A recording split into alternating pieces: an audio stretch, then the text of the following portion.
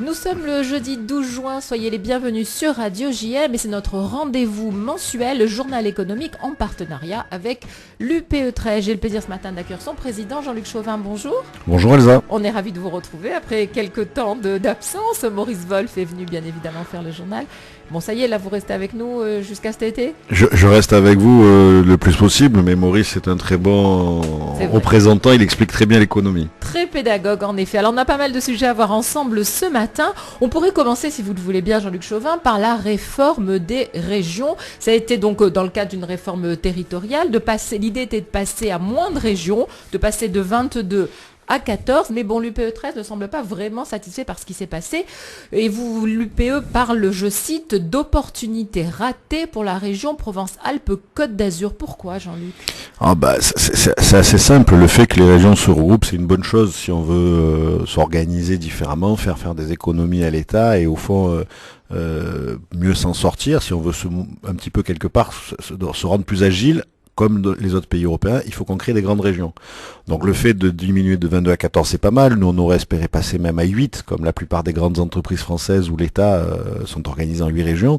Mais le fait que la PACA reste seule, isolée, c'est un mauvais signal. C'est un mauvais signal politique. Pourquoi ? Parce que ça nous affaiblit. Effectivement, quand on regarde que le problème au niveau français, la région PACA pèse suffisamment pour rester seule. Mais quand on regarde au niveau européen, on ne pèse pas suffisamment par rapport aux grandes régions européennes pour exister. Il faut voir que nos voisins, notre ambition, notre terrain de jeu naturel en Europe, c'est la Catalogne avec Barcelone et c'est l'autre côté avec Gênes. Si on veut peser, on a là un certain nombre de points qui font que la PACA toute seule n'est pas capable de se développer. Les grands axes de circulation doivent se faire entre Barcelone et Gênes. Bon. Et puis, au fond, si on va un peu plus loin et qu'on réfléchit quelques instants, on a les mêmes préoccupations que nos amis du Languedoc-Roussillon. Oui, une grande légitime comme grande mais bien région. sûr, une grande façade méditerranéenne qui nous sépare juste d'une mer de l'autre côté de tous les marchés qui sont possibles en Méditerranée. On organise d'ailleurs les Med Business Day à Marseille les 6 et 7 novembre pour ça. Une économie à base importante avec une partie importante de tourisme. C'est vrai en Languedoc-Roussillon, c'est vrai aussi en PACA, une économie avec des industries, une économie avec du maritime, une économie d'entrée et de sortie. On a là des ingrédients pour avoir une région rassemblée. Et puis au-delà, il faut savoir que dans le Languedoc, peut-être moins dans le Roussillon parce que c'est plus loin, mais dans le Languedoc, beaucoup de voix s'élèvent pour dire qu'ils sont proches des Provençaux et qu'il fallait se rapprocher de nous. C'était en plus intelligent parce que ça permettait de faire 3 grandes métropoles sur ce territoire. Absolument. Une métropole niçoise, je dirais, de l'Est de la région, Nice-Cannes, une métropole marseillaise qui est en train de se mettre en place et une métropole autour de Montpellier-Bézé-Nîmes qui est en train de se mettre en place. Ça avait du sens. La cohérence. La légitimité semble évidente. Donc, qu'est-ce qui s'est passé ? C'est un manque de dialogue ? Simple. Non, je pense que c'est un manque d'ambition de nos élus régionaux. C'est un manque d'ambition du président Vauzel. Le président Vauzel, c'est une volonté. Mais bien sûr, le président Vauzel ayant peur de ne pas pouvoir être l'entité qui rassemblerait, ayant peur d'être éventuellement marié avec Rhône-Alpes, alors que c'était un mariage qui était peut-être envisageable, mais qui n'était pas le plus logique. Il n'a pas prôné, il n'a pas plaidé pour un scénario. D'ailleurs, on voit bien que le maire de Nîmes a pris le chemin inverse, prône clairement pour rattacher le Gard comme le président du Gard à la PACA. Et je crois que là, on a un problème de vision. Quand on a 70 ans, peut-être qu'on n'a plus la vision des choses, normalement, c'est tout. Le problème est de toute façon de faire des économies significatives, parce que c'était quand même ça le nerf de la guerre, et au regard surtout de tous les déficits publics, et qu'avec ce qui a été fait comme découpage, ce ne sera pas suffisant. Mais la question, à la limite, c'est même pas que ça soit pas suffisant. Au niveau français, c'est déjà un bon premier geste, on ne peut que le saluer. Ce que je dis, c'est clairement, et ce que nous disons l'UPE13 et les entrepreneurs, c'est que on rate un train en PACA, les fédérations principales, la chimie est déjà organisée de Perpignan à Menton. L'industrie de la métallurgie, l'UMM, est déjà en train de s'organiser de Perpignan à Menton. La plupart des grandes industries sont en train de s'organiser. La plupart des grandes filières professionnelles sont en train de s'organiser parce que c'est ce qui a du sens. Le grand port maritime aurait trouvé un débouché naturel avec des ports annexes qui auraient pu travailler, les aéroports. Je pense qu'on a un problème d'ambition. Le gouvernement ne suit pas. Enfin, c'est-à-dire que l'entrepreneuriat, le monde entrepreneurial avance sans qu'il soit suivi, alors que normalement ça devrait être le contraire. C'est le gouvernement qui devrait donner le... Oui, enfin, vous savez, moi je vais prendre le problème un petit peu différemment. Vous avez raison dans votre interprétation, mais en l'occurrence, je me demande si le gouvernement a suivi quelque chose. Le gouvernement a suivi des amitiés politiques. On le voit bien pour les autres régions de France. Et donc, en l'occurrence ici, le leader de la région, ami du gouvernement, Michel Vauzel, n'a pas plaidé suffisamment la cause de la région. Il a préféré rester seul. Je pense que c'est une erreur stratégique. Bon. On est en train de rater une opportunité de créer cette grande région méditerranéenne qui reliera et qui pourra faire en sorte demain de nous relier avec la Catalogne d'un côté et le territoire de Gênes de l'autre côté. Encore une opportunité de rater.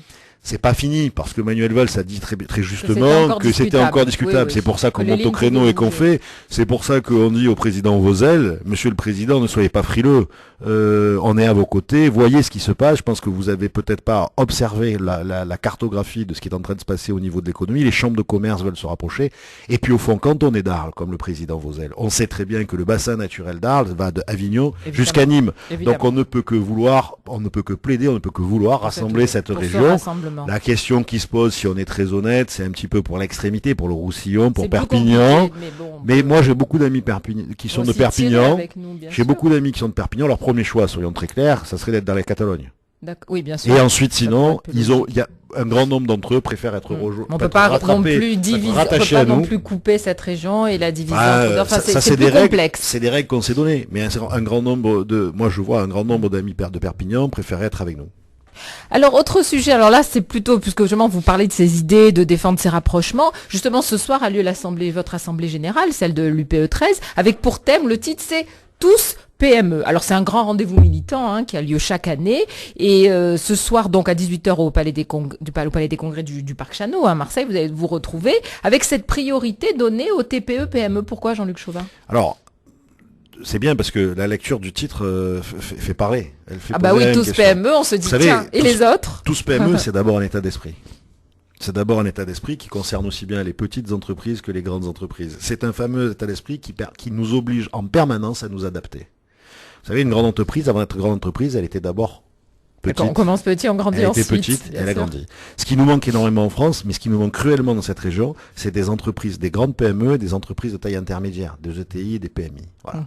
Ça, c'est ce qui nous manque. Et cette idée qu'on défend derrière ce concept tous PME, c'est qu'une grande entreprise ne peut se développer que si elle a autour d'elle un réseau d'entreprises, de PME et de TPE. Qu'une TPE peut très bien devenir une PME et demain une grande entreprise. C'est quelque part ce message derrière tous PME, c'est le message que toutes les entreprises sont touchées, qu'il faut s'adapter sans cesse à notre environnement quand on est entrepreneur, à la réalité et aux difficultés, et que c'est notre quotidien, et que c'est vrai pour tout le monde. Voilà. Donc c'est un petit peu prendre à revers ces idées de classement, de TPE, de PME, de seuil, pas de seuil, de classification et d'avantages. C'est aussi que toutes les difficultés sont en fait, même à une échelle différente, mais elles sont pour tous. Toutes les entreprises sont concernées par les difficultés d'aujourd'hui, à plus ou moins grande échelle. Les difficultés sont les mêmes. Donc, les difficultés sont les mêmes, sauf que les grandes entreprises, elles ont des services généraux, elles résistent mieux, elles ont des collaborateurs spécialisés que les PME n'ont pas. Mais aujourd'hui, les plus belles réussites, c'est les regroupements de PME ou c'est les PME qui se lancent sur des marchés un peu innovants ou qui savent faire. Et pourquoi ? Parce que dans la PME, il y a cette facilité d'agilité qui est plus simple à bouger. C'est plus difficile de faire bouger 1200 ou 2000 ou 3000 personnes que d'en faire bouger 50 ou 200. Évidemment. Voilà. Alors ce soir, ce sera en présence de Pierre Gattaz, donc qui sera à vos côtés, Jean-Luc Chauvin, pour cette grande soirée. Et si je ne me trompe pas, je crois qu'il y a aussi Geoffroy Roux de Bézieux qui sera là, qui est le vice-président du MEDEF, donc le président du MEDEF national, Pierre Gattaz. Alors c'est quoi ? C'est un moment militant, c'est-à-dire c'est aussi de montrer l'importance et la force de ces entreprises en PACA ? Je crois qu'il y a plusieurs strates d'explication. La première, tous PME, c'est quoi ? C'est quelque part l'audace créatrice, c'est la capacité à innover, c'est à trouver des solutions, c'est l'envie que les entrepreneurs ont de réussir, de gagner, de se bagarrer. Mais de réussir, et c'est là où on rentre dans la deuxième strate, pas pour eux. Aujourd'hui, clairement, seules les entreprises créent de l'emploi. Or, on a une kyrielle, malgré les discours, de contraintes supplémentaires tous les jours qui font que c'est beaucoup plus compliqué d'entreprendre dans ce pays que chez nos voisins, pour pas parler des pays émergents ou autres, que chez nos voisins européens. Et que malgré tout ça, nos entreprises, elles souffrent énormément, mais elles sont encore là. Elles avancent. Et donc le message, c'est aussi de dire, attendez, si vous libérez les entreprises, si vous libérez les entrepreneurs, si vous libérez l'esprit d'initiative qui est compris dans les entreprises, vous allez libérer la croissance, mais vous allez libérer l'emploi. Il n'y a que les entreprises qui peuvent résoudre le problème de l'emploi. C'est pas les politiques qui créent des emplois. C'est pas la fonction publique qui crée des emplois. Ne rêvons pas, ça crée des emplois momentanés. Et normalement, ça devrait même être le contraire. La seule chance pour ce pays passe par les entreprises. Alors, on a un discours des politiques qui semble l'avoir compris, mais il faut appeler quelque part à du courage, à une nouvelle organisation, à accepter de changer les choses. Parce que le discours, aujourd'hui, n'est toujours pas mis en place. Il ne reste que discours. Et tous les jours, il y a des signes contradictoires. Prenez un exemple. Il y a un rapport, le rapport Verville, qui vient de sortir le 10 juin sur la pénibilité. Ce rapport est accablant. Entreprendre dans ce pays va être une galère. Ça va devenir très compliqué. C'est une galère. On nous met un boulet supplémentaire dans une période compliquée. Ça veut dire que c'est pas d'avantage pour le c'est que ceux qui risquent de voter ce rapport, les politiques, ils se sont pas rendus compte que quand ils sont maires ou présidents de collectivités, ils vont être assujettis à la même règle. Évidemment. Donc ils vont eux-mêmes se compliquer la vie. Au lieu de favoriser l'esprit d'initiative comme dans tous les pays, au lieu de croire que on nous met des boulets en permanence. De toute façon, Jean-Luc Chauvin, on a besoin de confiance. Regardez le pacte de responsabilité. Ça fait combien de temps maintenant qu'il a été Le pacte de responsabilité, il a été annoncé par le président de la République pour les vœux. En 5 mois, il s'est strictement rien passé. Et je vais même vous dire aujourd'hui que si le rapport Verville, avec les autres textes, la loi Hamon et autres, qui sont déjà passés, si le rapport Verville était mis en place, le pacte de responsabilité serait totalement détricoté, il serait inutile. On a attaqué l'esprit inverse. Alors nous, notre message, c'est quoi? C'est de dire oui, c'est possible, même si ça fait du buzz, même si machin. Oui, c'est possible de créer 1 million d'emplois. Oui, c'est possible. Oui, c'est possible d'avancer. Oui, c'est possible de faire des choses. Faites confiance aux entrepreneurs. Les entrepreneurs ont besoin d'avoir confiance dans l'avenir, ont besoin d'avoir la confiance des politiques, la confiance des citoyens. C'est pas, si je vous donne ça, vous me donnez ça. Faites-nous confiance et ça va marcher. Et je vais prendre 3 exemples. Premier exemple, on lance une opération qui s'appelle Beau Travail. Beau Travail, c'est quoi? C'est qu'on a nous trouvé 115 métiers où on a des problèmes pour recruter, alors qu'il y a 3,6 millions de chômeurs. Il y a 400 000 emplois, c'est pas nous qui les ont, c'est l'INSEE, qui ne sont pas pris. Donc 115 petits films vidéo qu'on présente sur France 2 et France 3, où le collaborateur qui fait le métier présente les métiers et dit combien il gagne, et où en allant sur le site, on peut savoir la formation qu'il faut faire. Première initiative. Donc adapter la formation à la demande. C'est surtout expliquer qu'on a des besoins. Et si on ne prend pas ces besoins, on ne peut pas grandir. Première opération. Deuxième opération, quand on a parlé d'1 million d'emplois, on a été un peu raillé, y compris par les politiques. Et puis il y a une étude qui est sortie McKinsey, qui vient de dire que c'est tout à fait possible. Que c'est tout à fait possible. Donc ça veut dire qu'au lieu de tout le temps nous opposer, il faut changer de méthode. Il faut jouer collectif, il faut changer le modèle. Notre modèle est obsolète. Il n'est pas des temps modernes. Est-ce que les politiques seront présents à cette Assemblée générale? Alors, vous savez qu'ils sont tous invités, même si on n'est pas en année électorale, on risque d'en avoir un peu moins que l'an dernier. Oui, je pense. Voilà, soyons assez réalistes. Mais certains se sont confirmés, bien sûr, et certains, notamment, se sont confirmés malgré le nombre important d'opérations ce soir, et ont confirmé qu'ils resteraient toute la soirée chez nous. Des parlementaires et des élus importants. Je tiens par exemple à dire que le premier adjoint de la ville qui est en charge de l'emploi nous a annoncé, qui est aussi parlementaire, nous a annoncé qu'il serait avec nous toute la soirée. Parce qu'il considère que c'est sa place pour voir l'emploi. C'est un peu normal. Mais c'est pas si évident. Il y a d'autres grands rendez-vous municipaux ou en tout cas d'élus municipaux ce soir. Lui a fait un choix très clair et moi je ne peux que le remercier. Mais c'est pas le seul. D'autres parlementaires seront là, du département, de Marseille, d'autres élus. Donc ça c'est la preuve quand même que ce que vous dites est important et on croit en ce que vous dites, on est prêt à vous écouter et à discuter quand même. C'est une preuve. C'est une preuve, oui. Et en tout cas, il faut le prendre comme tel, mais c'est pas suffisant. C'est-à-dire que, encore une fois, il faut passer du discours à l'acte. Les entreprises sont tellement aujourd'hui en situation catastrophique. On nous annonçait 1% de croissance. Aujourd'hui, on nous dit que c'est plus possible, qu'il faut aller maintenant vite. Il faut aller plus vite, plus loin et plus fort. Si on veut sauver l'emploi, si on veut sauver l'économie de pays, si on veut éviter l'explosion, il faut qu'on fasse confiance aux entrepreneurs. Alors justement, puisqu'on parle d'entrepreneurs, un mot très rapidement sur l'ouverture des terrasses du port qui a agité notre ville et toute la région. C'est plutôt un succès en tout cas en fréquentation. Je ne sais pas ce qu'il en est des ventes, mais en fréquentation c'est une évidence. Même s'il y a toujours à l'horizon cette grande inquiétude du centre-ville. Vous en pensez quoi, vous Jean-Luc? Alors très rapidement, parce qu'on a peu de temps, premièrement c'est un superbe projet, c'est un superbe investissement. La ville en avait besoin. Le territoire en avait besoin, la métropole en avait besoin pour accueillir dignement dans des infrastructures du XXIe siècle les touristes et les consommateurs de ce territoire. Quant au centre-ville, au centre-ville, il faut que les politiques prennent leurs responsabilités.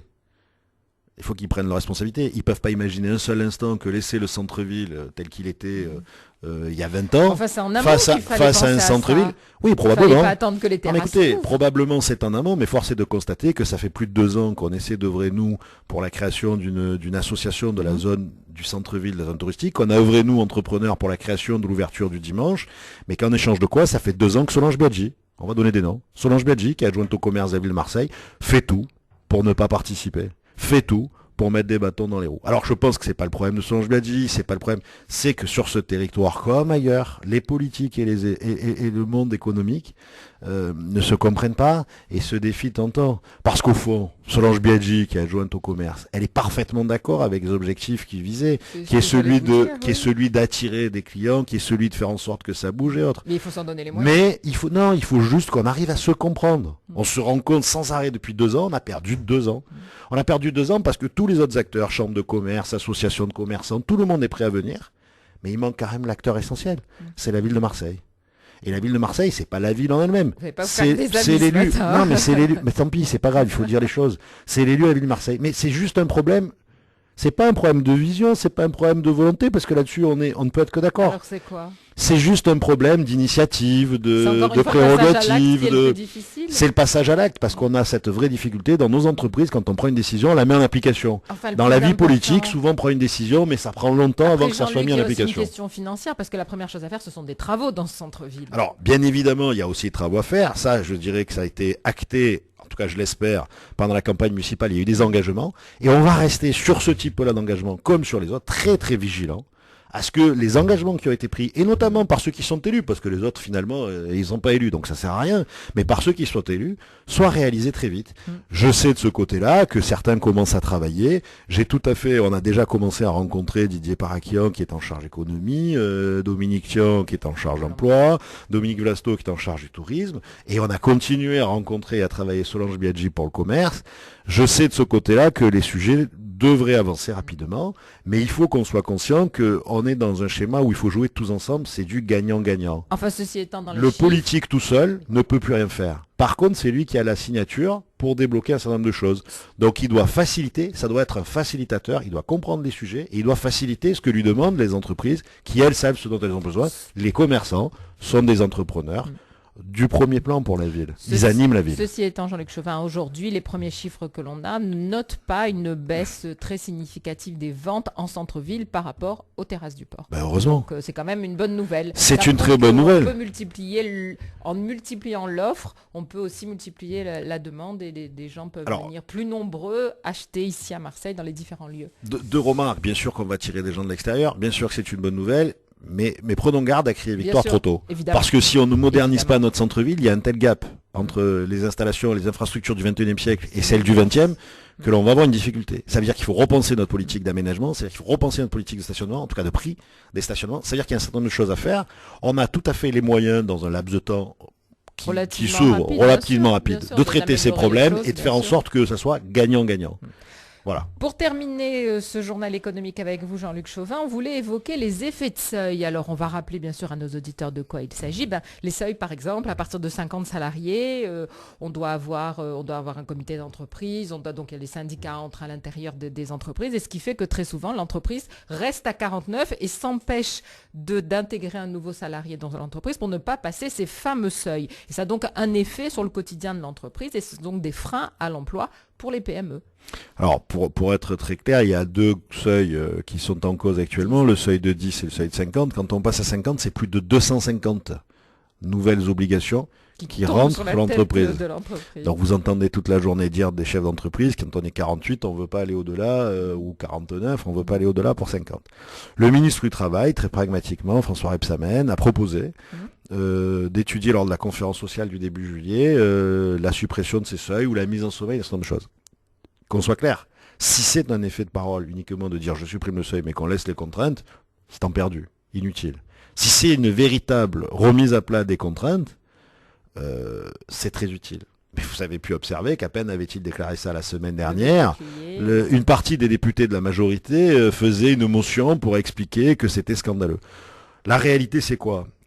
C'est qu'il faut aujourd'hui que collectivement, politiques, syndicalistes, chefs d'entreprise, citoyens français, tout simplement, de ce pays, on accepte de mettre en mouvement ce pays, on accepte collectivement de modifier notre modèle pour conserver nos exceptions.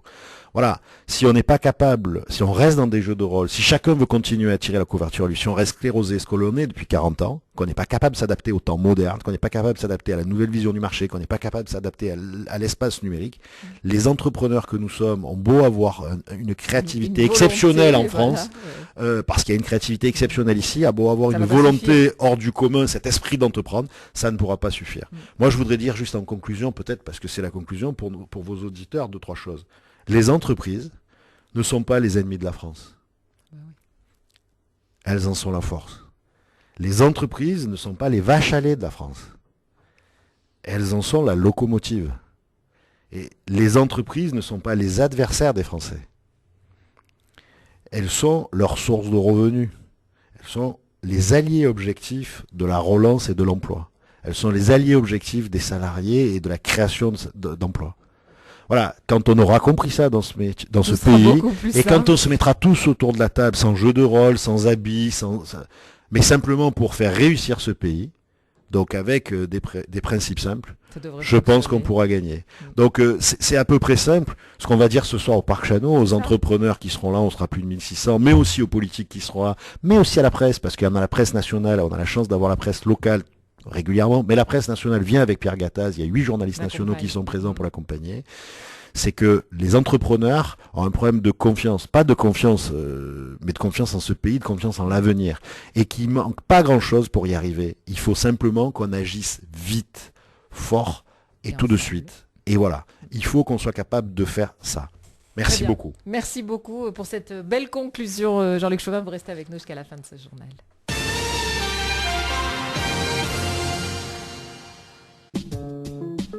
Votre agenda culturel, en partenariat avec le magazine Sortir Marseille-Provence, l'agenda culturel des Bouches-du-Rhône. Alors d'abord, vous rappelez ce soir, donc nous sommes le jeudi 12 juin à 20h, la Viso de Marseille organise un très beau concert de piano avec Hélène Nidam et Isabelle Kémis. Brahms, Chopin et Rachmaninov seront au programme. C'est à l'espace musical Géblin qui se trouve 27 boulevard Rabateau. En revanche, il faut réserver. Je vous donne les numéros 04 91 85 18 00, 06 11 64 19 63. Au Doc des Suds, on retrouve les jeudis Doc, Guinguette et DJ7. C'est à 18h30. Vous appelez le 04 91 99 00 00. Du côté de la station Alexandre, eh bien, il y a un spécial ouverture du mondial. Ça ne vous a pas échappé ce soir. C'est le coup d'envoi du mondial de football. Et ça sera donc avec un match Brésil-Croatie. Donc, vous pouvez le voir à la station Alexandre. Avec PUBG et le DJ Big Buddha. Vous appelez le 04 91 00 90 00. Mais vous pouvez le voir aussi tranquillement chez vous. Il n'y a pas de souci. Au clap, la compagnie Kéléménis vous propose My Way. C'est un très joli ballet à 19h30. 04 96 11 11 20. Au Théâtre Nono, le Café des Épices avec Arnaud et Sophie de Gramont dans le cadre de Entremets, Entre mots. C'est un très joli festival. 20h45, appelez 04 91 75 64 59. Enfin, pour terminer, la compagnie belge Marius vous propose à Olioul le Spoons, à voir ou à revoir. 04 94 22 02 02. Un petit mot de météo, bien aujourd'hui il fait toujours très beau, les températures vont grimper peut-être même au-delà des 30 degrés. On va peut-être pas se plaindre, on l'a bien attendu cette chaleur. On l'a bien entendu, on est content de l'avoir. On est très content de l'avoir. Voilà, ce journal est maintenant terminé. Merci beaucoup Jean-Luc Chauvin pour cette... J'ai beaucoup aimé votre déclaration de fin. Je pense que c'est un bon message à faire passer, à faire circuler. En tout cas, nous, sur Radio GM, on essaie de vous aider le mieux possible pour que les entreprises soient mieux comprises et mieux aimées par les Français. C'est vrai et on vous en remercie. Et d'ailleurs, pour vos auditeurs qui le souhaitent ou pour vous-même, on vous attend à partir de 18h ce soir au Parc Chano. Vous aurez le message complet et probablement pas que la conclusion. Et on a besoin d'expliquer tout autour de nous que l'économie, que les entreprises, c'est pas ce qu'on lit dans les manuels d'histoire de 3e. et que c'est ce qui se donne, ce qui fait travailler, et que dans la vraie vie, l'entrepreneur tout seul il peut rien et les salariés tout seuls ne peuvent pas, mais que ensemble tout est possible. Tout est possible. Et donc on a besoin d'être tous ensemble. Il faut qu'on apprenne dans ce pays à travailler ensemble au lieu de s'opposer les uns les autres inutilement depuis 40 ans. Absolument. En tout cas, merci à vous tous pour votre fidélité. Nous sommes jeudi, donc demain, vous retrouvez votre magazine en direct d'Israël, Sababa. Moi, je vous donne rendez-vous lundi matin à 8h30 sur le 90.5. Vous pouvez nous écouter où que vous soyez, tout simplement en cliquant sur le www.radiojm.fr. Alors, cette fois-ci, pour se séparer, comme j'ai parlé de ce ballet Kéléménis My Way, eh bien, j'ai fait appel à Sinatra. Son interprétation de My Way, donc la traduction de la très belle chanson de Claude François, c'est une jolie façon de se séparer. Merci beaucoup, Steve, de m'avoir accompagné. Très bonne journée à vous tous. À lundi. That means go, baby.